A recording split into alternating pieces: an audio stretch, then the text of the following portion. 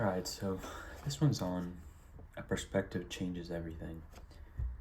And this one kind of hits deep. I think it's very relevant in a lot of contexts, but I guess I was thinking of this because the other day I had a certain mindset about something. I forgot even what it was. It might have been a job, or I don't even remember. But some idea came into my head. I was reading something, or something happened, and my perspective just completely changed on the whole situation, and it was a lot more positive. And I think your perspective is kind of how you view the world, obviously, but your perspective can change your mindset, it can change your life, and it can change everything. And I guess the most basic context I was thinking of was, say you're going on a plane, you're going on a flight, and you have a different perspective seeing things higher up. Everything's smaller. You see the cars or the people, or everything just gets smaller and smaller as you get higher and higher. And your perspective changes a little bit about what really matters. I mean, you see the cars and then you get further up and you're like, I know I think about how every single one of those people in those cars thinks their life's so important. They think, where they're going is, they're doing some job or driving to some place, and every single one of them thinks that, they're dealing with these different worries and different life situations, and you just think about, like, who really cares? I mean, look how tiny we really are. And as you get higher and higher up, you're just like, kind of changes your perspective a little bit. And you think about the people that went to the moon, or people that went to the space station. I mean, imagine their perspective if they just see the Earth, and how looking at it from the moon, you do get a completely different viewpoint on life about how tiny we really are, or how meaningless things really become, or it's just a different perspective on things. And if you look at the study of optics and perception, vision, I think it kind of illustrates it really well. So if you look at vision and you look at the eye or a camera or anything that represents some way to get vision of something, you have a lens, you have a certain amount of light, you have a focus of the lens, or aperture, how much light comes in. Then you have the film, or the sensor, or the optic nerve, or the brain, or the processor, something that processes that information, that sensory information, and it creates an image. You have your cornea, your retina, all this stuff, optic nerve. And it all depends upon the lens that you're using, and the focus of the lens is how you get the certain image output. So if you have a blurry image, you're going to get a distorted image. It's going to be either refracted or distorted, or even you look in a mirror, it's reflecting back. There's a little bit of distortion between the true image, and you have to focus the lens to get the right image. And if you look at the history of science, it's kind of all dependent upon these lenses, actually, because if you start in, like, let's just say, for example, Copernicus, and he didn't have a telescope, he was mathematically looking at, the heavens or astronomy. I want to read the introduction to, I think it's on the Revolutions of Heavenly Spheres by Copernicus, just because it's a good intro, but it didn't really have the most correlation to what I'm talking about, but it does a little bit. But then you come to about 1570, 1619, when this guy named Hans Lippershey, I might be saying his name wrong, Hans Lippershey was born, 1570. He was a German-Dutch spectacle maker, or eyeglass maker. And in 1608, he was messing with the lenses. And there's different rumors about how he discovered this, but he took two convex lenses and he magnified the image by like 3 times the amount, because the way he, shaped these lenses that he was messing with. And that was like the first telescope, the first magnifying glass. He enhanced and magnified these images, or this piece of glass that kind of distorted the image and made it magnified. A year later, Galileo perfects this, and it's called the telescope, where he magnified it even more to like 8 to 10 times the original image amount. And the way they adjust the glass of the images, it magnifies the image 8 to 10 times, and you can see way further out. You can see things far out a lot closer because you're magnifying your image. And with this discovery of adjusting these lenses and magnification, he got it up to like 20 to 30 times the magnification. And he's looking out at the heavens and the stars, and he starts seeing things that no one's ever seen before. You know, the depth of the moon craters, and that it's actually not a perfect sphere. There's actually these craters on them where, you know, asteroids damaged it basically. And then he looks at Saturn, he sees the rings around Saturn, he sees the Jupiter's moons, and it kind of just changes everything, because by changing the focus of the lens or magnifying the image, he sees like this new world that we've never seen before. It was kind of invisible to us. It's out there, but we've never seen it this close in detail. We didn't realize the amount of stars or what was really going on in space.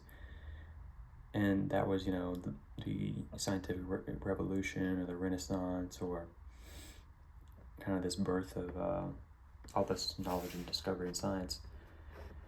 But then after him comes Kepler, and he adjusts even more. He magnifies it to 20 to 100 times the amount. Anyways, the whole point is they keep magnifying, and they look upwards to the heavens, and they see this like invisible world becomes visible. They have a completely different perspective on the world, and humanity, you know, had a different perspective on the world after that, about how small we are, what our place is in the universe, what's actually out there. And it changed our whole perspective on human nature and astronomy, and all these things were discovered because of the adjustment of the lens, and the perception was changed. The mind was expanded. And then if you look, and that was like an introduction to the macro, you know, cosmos, or things that the naked eye can't see, but once you magnify, you see something that you could never see before. Same thing with the microscope, how 1608 Zacharias Janssen, he did the same thing, but the opposite. Instead of magnifying images that are really far out, he magnified images that are really far in and really tiny, and could magnify something smaller than what the naked eye can see. He magnified it 3 to 9 times the original image. Then 1670s, around that time, 1600s, Leeuwenhoek magnified it 200 to 300 times the amount. And what they found was revolutionary. He found bacteria and basically cells, but he called them animalcules because it was like a molecule of the animal. He didn't coin the term cell. That was until Robert Hooke came. He did the same thing, was using a microscope. It's this invisible world that was opened up, this microcosm of bacteria and plant tissues, and even Robert Hooke was looking at insects and just the details on like a fly or a piece of lice, or these tiny things that were actually so complex, and there's this whole world that we didn't even know about. When we discovered, you know, cells and bacteria and protozoa and all these super microorganisms, that it just changed our perspective on everything. The adjusting of the lens changed the perspective on everything. There's an inner world and an outer world that we weren't even aware existed, and they've always existed, but we never even saw them. So these new worlds we're seeing, these invisible worlds, these things that were once invisible and they became visible. And there's also the correlation, or the connection of light, and how either way you're looking at these lenses, say it's a telescope or a microscope, the right amount of light has to come in, and usually the telescope, the more light it absorbs, the slower, the wider it gets and it receives this light from far off, it can just see further out. And when it's opened up a long time, you can see light that's way further out. And there's a connection of light and seeing and vision and truth, and kind of you think about the common, like the light bulb goes off in your head, or you see the light. It's like you're coming to a realization, you're seeing, you're having vision of it, you have a perception of things.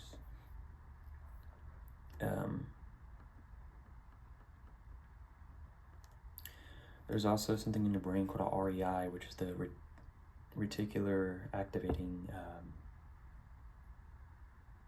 system, not REI. I think it's like reticular activating system. And what that is it's this thing in the back of your brain, basically. You're focused on a very specific thing, say, for example, like you get a new car, or just think of like you're driving on the road and they say, look for a green Volkswagen Bug. And your brain immediately like filters out all the sensory information to look and hone in on one specific thing. It just sees all the green immediately. It can find it a lot quicker. And sometimes you just like subconsciously, or you don't even realize about, you start recognize this one thing over and over and over because it's on your mind, or I don't know, if someone mentions something and you constantly see it everywhere. So, for example, when I thought about this topic about sight and vision, I was reading Aristotle, and the first line of the Metaphysics mentioned this, and I had no idea, like the first sentence. Let me read this. The Metaphysics, chapter 1, book 1. The first sentence says, all men by nature desire to know. An indication of this is the delight that we take in the senses, quite apart from the use that we make of them. We take delight in them for their own sake. And more than of any other, this is true of the sense of sight. For not only when we want to do something, but even when we have no intention of doing anything at all, we prefer sight to practically every other sense. The reason for this is that, more than any other sense, it enables us to get to know things, and it reveals a number of differences between them. And he talks about the animal senses. I didn't even realize that the first line was talking about, above all, we value the sense of sight. It also has to do with your perception. And people have different perspectives on everything. And I guess people say shedding light, or whenever you're in a debate with something, you're trying to get them to see it from your perspective. And I guess to be wise is to have the best perspective, or true understanding. If you look at all the geniuses throughout time, they always studied optics and the way like light interacts. Newton, Euclid, Einstein, Da Vinci, and these polymath geniuses, they always went to the optics and looked at just theory of the, waves or particles, or wave-particle duality, or, how light interacts, how light waves interact. And they definitely had a different perspective on everything. I mean, these geniuses, polymath child prodigies, they saw things differently than everyone else did. And it all goes back to their perspective. I mean, when they were a child, in a classroom, they thought differently. They saw things in a different way than all the average kids did. There's a quote from Bacon. I think it's Roger Bacon, Francis Bacon, sorry. The human understanding is like a false mirror which, receiving rays, irregularly distorts and discolors the nature of things. He was talking about how human understanding receives these things, but it can get distorted, and we see things in a different way than how they truly are. So you see this concept in the Plato's allegory of the cave, and how they're seeing these images on the cave because there's fire and they're just seeing shadows. But then when the person escapes the cave, they see the light, they see the true forms, you realize there's a real true image and form, and then there's the distorted images that's not reality, and there's this light and darkness thing all over again. But it's really true at the light and darkness how you can relate the light to the truth, because when they discovered things in the heavens or the microscope, it was all revolved around letting the light in and at the right amount.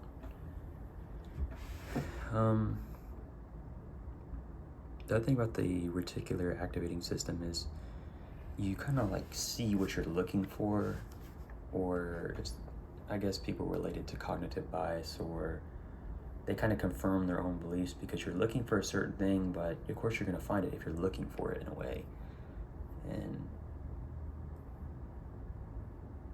I guess when Mortimer Adler wrote The Great Ideas, he wrote them because when he looked at a specific topic and he looked at one of the great books, he'd find them talking about that exact topic that he never saw before, because he was focusing on that one thing. And then he started to realize, just like I realized in Aristotle and the Metaphysics, the first line talking about sight, and I didn't even see that. So you begin to see things that you focus on, and you have to think about what you're focusing on, because whatever you're focusing on, that's what your whole mind's gonna like look for and everything. So if you're focusing on negative things, if your lens is adjusted to focus on negative things, you're gonna keep finding them, and there's gonna keep being problems. And if you're focused on good things, positive things, you're gonna find positive things, and it's kind of the difference between a pessimist and an optimist, how there's good and bad in everything, positive and negative in everything, but they see the positive because there always is a positive, and you see the negative because there always is a negative. There's always going to be some good, some bad, but it's like, what are you looking for? What are you focusing on? Are you focusing on the good, or are you focusing on the bad? The glass half full, half empty, it's both. It is negative, it is positive, but it's what are you focusing on, the negative or the positive? Are you hoping towards something and thinking in a good way, optimistic, of it will grow, or the water will be filled higher, or are you thinking it will be lost and the water will be gone and it will be empty and you'll have nothing? So your perspective matters, your perception matters. And there's also this last thing about depth. And the depth is how deep you see, or you think with the depth of the ocean, or even just on a camera, or there's a certain depth of things. It depends on your lens of how deep how far you can get depth on anything. I mean, you think about a student that is in class that just doesn't care. Their lens is not focused on school. They don't care about the topic. They'll never get any depth to the material because they're not focused on it. They don't care about it. And then the ones that do care about it, that they're going to get something good out of it because they're focused on it. One thing that's kind of cool about Copernicus Galileo and Kepler had the telescope, so they could actually see. And they were great mathematicians too, but Copernicus didn't have a telescope. And he used math and reason and faith and kind of his passion for astronomy to discover something that was like an invisible world, something that everyone kind of rejected him on, but he knew was the case because he knew it was the truth. And it's kind of amazing how he had this intuition about things were a certain way, and then once we saw them, it confirmed it. There's a lot of examples of that, of these people that made some type of breakthrough, that they didn't see it, but they had an intuition of it, mathematical formulas for it, and then we started to recognize like it is the case. I mean, Copernicus is one example. You think about Newton and the gravitational forces and how he discovered that, but it wasn't through there's experiments you can do that we can confirm it, but before the experiments, when they had an idea, a theory that they just had faith in, that this has to be the case. And this isn't really much related, but I just thought it was good. And this is book 1 of Revolutions of Heavenly Spheres by Nicholas Copernicus. And he sets it up like this. He says, among the many and varied literacy and artistic studies upon which the natural talents of man are nourished, I think that those above all should be embraced and pursued with the most loving care which have to do with the things that are very beautiful, very worthy of knowledge. Such studies are those which deal with the godlike circular movements of the world, the course of the stars, their magnitudes, distances, risings and settings, and the causes of other appearances in the heavens, and which finally explicate the whole form. For what could be more beautiful than the heavens, which contain all beautiful things? Their very names make this clear, meaning heavens, by naming that which is beautifully carved, and world, which means purity and elegance. Many philosophers have called the world a visible God on account of its extraordinary excellence. So if the worth of the arts were measured by the matter which they deal, this art, which some call astronomy, others astrology, many of the ancients the consummation of mathematics, would be by far the most outstanding. This art, which as it were the head of all the liberal arts, and the one most worthy of a free man, leans upon nearly all the branches of mathematics, arithmetic, geometry, optics, geodesy, mechanics, whatever others, all offer themselves in its service. And since a property of all good arts is to draw the mind of a man away from the vices and direct it to better things, these arts can do that more plentifully, over and above the unbelievable pleasure of the mind which they furnish. After applying himself to the things which he sees established in the best order and directed by the divine ruling, would not through diligent contemplation of them and through certain habituation be awakened to that which is best, would not wonder at the artificer of all things, in whom is all happiness and every good. But the divine psalmist surely did not say gratuitously that he took pleasure in the workings of God, and rejoiced in the works of his hands, unless by means of these things, as by some sort of vehicle, we are transported to the contemplation of the highest good. And that's just kind of the intro to the Revolutions of Heavenly Spheres by Copernicus, where he kind of sets the stage about it's the highest art, but and reaching towards the highest good. And I guess whatever you're focusing on, that's what really matters in your life. And you need to set your priorities straight to focus on the right things and have a clear lens. There's another kind of virtue in that Thomas Aquinas talks about, which is clarity. And I think it's a good word. I mean, obviously he means a lot to it, more than just clear vision, but in a way it kind of sums up exactly what I'm talking about, which is you want clarity on everything. Your decisions, knowledge, nature, wisdom, choices, things you're trying to understand, you want clarity. That's really what everybody seeks in these questions, is just they want clarity on a subject. And if you want clarity, you need a clear lens. You need it focused on exactly what you're looking for, or seeking the exact answer that you want. And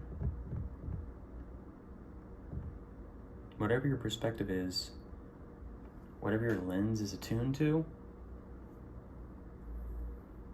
make it something good. I mean, don't lose hope in any situation. The whole point of this video is you need to change your perspective to be a good perspective and see the good in everything. I think a book that really impacted me, it's called The Will to Believe by William James. And he was such an optimist, and he was so hopeful, and it was like, after reading him, I was like, I agree. I mean, every stance he took where he took the hopeful side and how we need to have hope for everything, I was like, it's kind of a contagious. I agree. You should have hope for everything. You should never give up and always see the positive in things. And it doesn't mean you look away of the evil or the negative. It's still going to exist, but you look, how can we correct the negative? How can we avoid the negative? How can we go towards the good rather than the bad? I mean, even in the negative, evil things that happen, all you can do is attempt to bring justice to that and move on. I mean, there's some things you won't get justice for, but you just have to look to the good, look to the hopeful things, look to the positive things. I mean, there's just suffering and tragedy in this life, and that you kind of have to accept that. But in your trials and tribulations, you have to rejoice, basically, which is the polar opposite of what every human wants to do when they're suffering. You don't want to rejoice, I mean, but you either praise or blame in every situation. You're either praising something, you're blaming something, you're either praising someone or blaming someone, and you need to choose what you're going to do for the rest of your life. You're going to praise or you're going to blame. And also, these images that we perceive very easily get distorted. I mean, you look at the media, if you think about a child, and they're trying to learn something, and you say something to them, but they distort exactly what you said because they can't process it yet. They can't see it yet. They don't have the depth and their lens. I mean, they see things and they're, curious. They're trying to understand, but they can't see it the way an adult can, a mature person can. And even if you're more mature than a child and you're, young man or young woman or middle-aged, you'll never see it from the perspective of the elderly or the people that are older than you, because you just haven't reached that point in your life yet to see that perspective. I mean, you have to you haven't had kids. So you do have kids, you haven't had the kids growing up. You say you have the kids growing up, you haven't had, it's constantly changing. Your perspective is changing, and the older you get, the greater your perspective becomes, obviously, because you have more experience, you've seen more things. Everyone has different perspectives because they have seen different things. I mean, some people have seen things that they're traumatized by. People have been protected, so they haven't seen these things. And seeing different things kind of opens up your mind in a good way or bad way, and it just affects your whole life. I mean, sometimes you see things you can't unsee. It's like, these people have PTSD in the military. They've seen things that will just alter your neurochemistry, your brain, your mind, and they can almost never recover from it. You could try to live a somewhat normal life, but they'll always be distorted. They'll be, corrupted. There's that thing in their mind that they've seen or it's happened, and they just will never get it out. It's just stained and branded and burned into your brain. But that's why you should be careful with what you're looking at and the things you see. Sometimes you can't control it. It just happens, and it would definitely change you. But I guess to wrap it up, out of all this, it's whatever situation you get in or the choices you have to make, try to find a balanced perspective, a clear perspective, unbiased, see things as they really are. I mean, reality has a certain truth to it that we are attempting to grasp or see. We may never see the full reality, but we're trying to get closer to the reality. I mean, that's what science, discovering anything is we're trying to get closer to reality. That's what when we were just discovering the stuff in the heavens or microcosm, I guess, all of these tiny microorganisms, that we opened up another level of insight, understanding, depth to things. And we're just trying to see clearly. And that's all I got. Peace.